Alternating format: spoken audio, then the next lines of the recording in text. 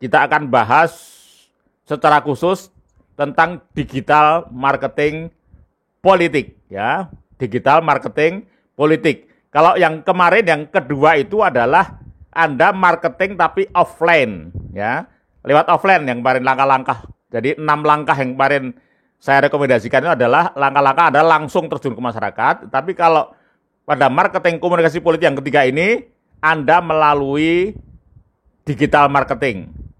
Karena seperti kita ketahui bahwa nanti 60% ya konstituen itu adalah pemegang handphone.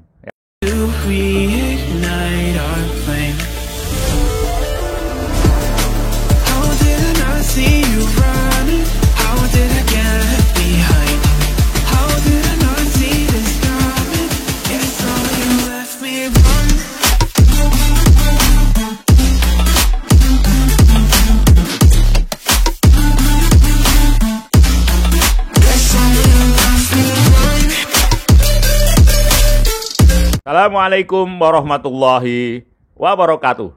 Ketemu lagi dengan saya, Trainer Amir Faisal.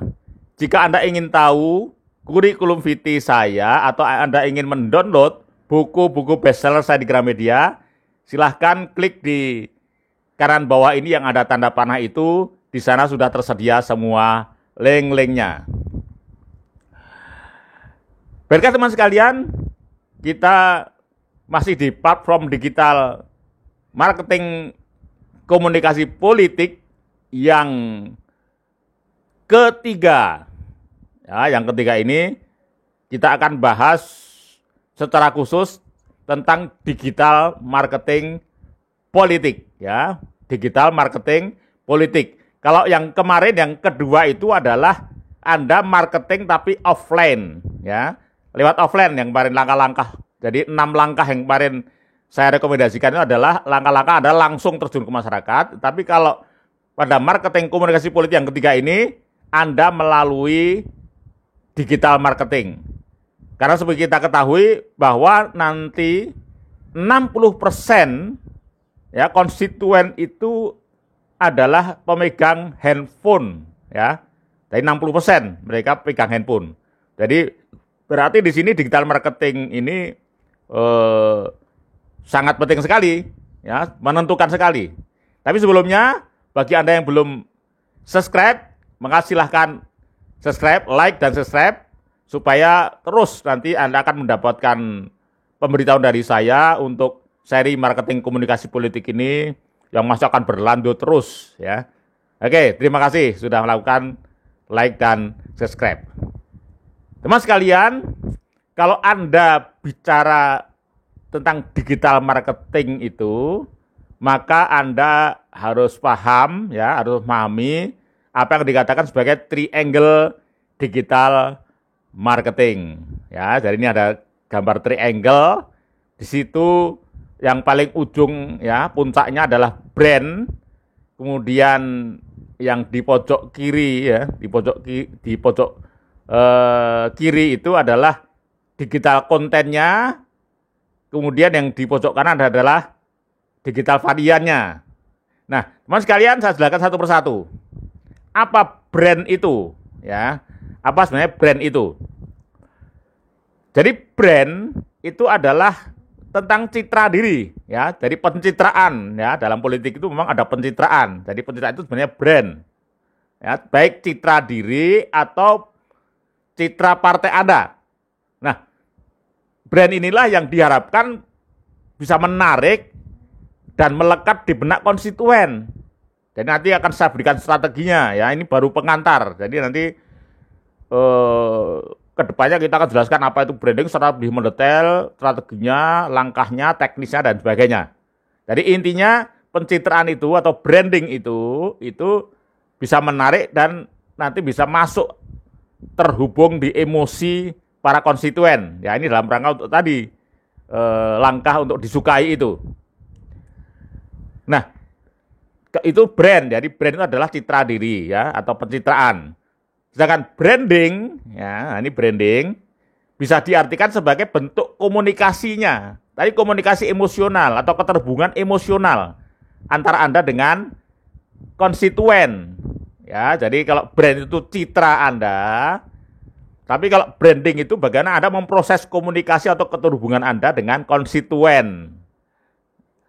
Ya, sekali lagi, Anda bisa membedakan kan bedanya antara brand dan branding. Teman sekalian, berhubung jualan, ya ini dalam tanda kutip jualan ya.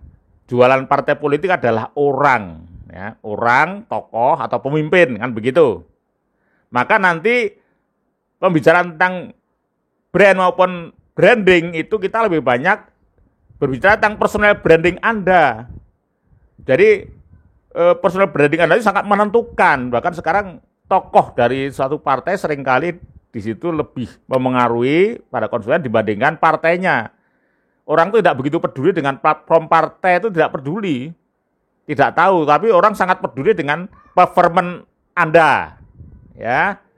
Nah, apa personal branding itu? Jadi personal branding adalah upaya memengaruhi persepsi publik tentang Anda. Ya, dengan memposisikan diri sebagai tokoh yang otoritatif dalam bidang Anda di masyarakat. Ya, jadi Anda harus menunjukkan diri sebagai tokoh yang kompeten, otoritatif, kemudian juga tokoh yang menyenangkan seperti itu, ya, tokoh yang bisa mengesankan publik dan seterusnya. Kemudian apa tujuan personal branding itu? Jadi tujuan personal branding adalah meningkatkan kredibilitas dan keunggulan Anda dibandingkan pesaing. Ya, jadi dalam personal branding Anda harus bisa menunjukkan kompetensi, menunjukkan expertise, ya, menunjukkan keunggulan Anda dibanding pesaing, karena mereka pun juga melakukan strategi personal branding juga. Jadi Anda berlomba di sana. Sehingga dengan Anda ini bisa memiliki kredibilitas dan keunggulan yang lebih tinggi dibanding pesaing, maka pengaruh Anda akan semakin luas, ya. Dan otomatis jika personal branding Anda berhasil, maka brand partai Anda itu akan ikut terangkat. Ya, nanti secara khusus sekali lagi akan saya baik digital marketing maupun personal branding ini pada seri-seri yang akan datang ini, ya, pada episode yang akan datang akan saya jelaskan. Ya, oleh karena itu bagi Anda yang belum subscribe, Anda tolong segera subscribe saja supaya nanti ketika saya mempublish tentang digital marketing politik dan juga tentang personal branding, itu Anda mendapatkan pemberitahuan dari saya. Nah, sekarang kita masuk ke kaki yang sebelah kiri, ya. Jadi tadi kan triangle digital marketing, ya, kaki sebelah kiri di situ adalah digital content.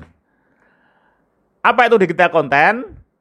Jadi digital content adalah beragam format, baik teks, tulisan, gambar, video, audio, ya, seperti kalau Anda melihat Instagram, Facebook, ya, itu kan di sana ada gabungan antara teks dan gambar biasanya gitu, ya, atau teks dan video gitu, ya, atau teks dan audio di situ biasanya, atau kombinasi, ya, kombinasi dari kelimanya itu, ya, yang diubah dalam bentuk digital sehingga dapat dibaca dan disimak oleh publik gitu, ya, melalui platform media digital tadi, ya.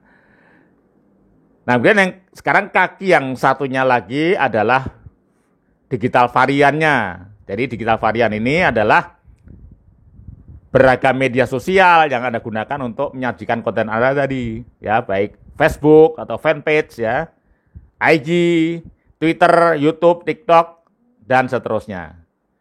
Nah, teman sekalian, jadi yang penting sekarang sebelum Anda nanti masuk ke membuat konten-konten, ya, di dalam digital marketing, nanti saya bimbing. Maka yang penting sekarang Anda adalah menggarap dulu, ya, bagi Anda yang mungkin sekarang belum serius menggarap media sosial, Facebook, IG, YouTube dan sebagainya, sekarang Anda mulai seriusi.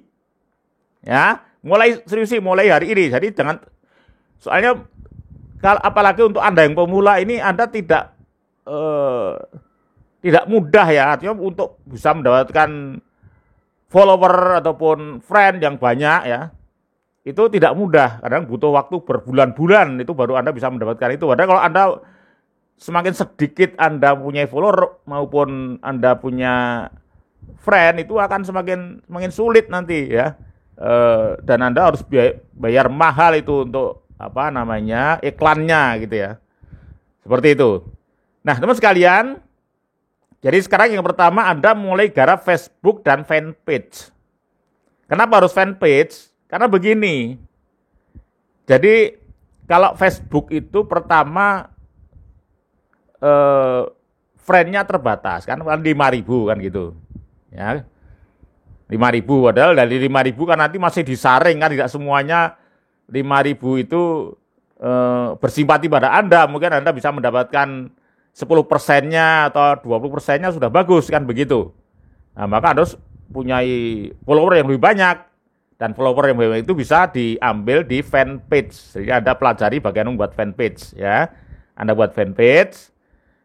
Nah, kemudian juga kelebihan dari fanpage yang berikutnya, yang kedua adalah bisa disegmentasi. Jadi nanti Anda bisa hanya fokuskan kepada dapil Anda saja. Jadi setiap Anda membuat konten, yang membaca konten itu adalah dapil Anda. Dan nanti kalau pada marketing komunikasi politik yang kedua kan sudah dijelaskan tentang bagaimana Anda membuat segmentasi ya. Kemarin kan sudah ya. Nah, segmentasi itu nanti Anda bisa dipaskan di situ sesuai demografinya. Ya, bisa dipilih lokasinya, kecamatannya ya. Kecamatan mana saja itu bisa dipilih dengan fanpage itu. Kemudian usia berapa, ya, kemudian profesi apa yang banyak di sana, di situ ya. Kalau misalnya di sana usianya, di sana adalah profesinya bagian besar adalah ASN misalnya, maka ya itu bisa Anda pilih di situ. ASN, kemudian juga ada buruh, misalnya seperti itu. Nah, ini kelebihan dari fanpage yang kedua. Kemudian fanpage yang ketiga adalah bisa membuat konten, tulisan, gambar, video. Bahkan link-link blog, kalau Anda sering membuat blog ya, Anda punya channel YouTube, itu semua bisa dimasukkan semua di fanpage Anda. Nah, jadi yang pertama mulai sekarang Anda siapkan ya, Anda garap serius kalau Anda sudah punya, yaitu fanpage.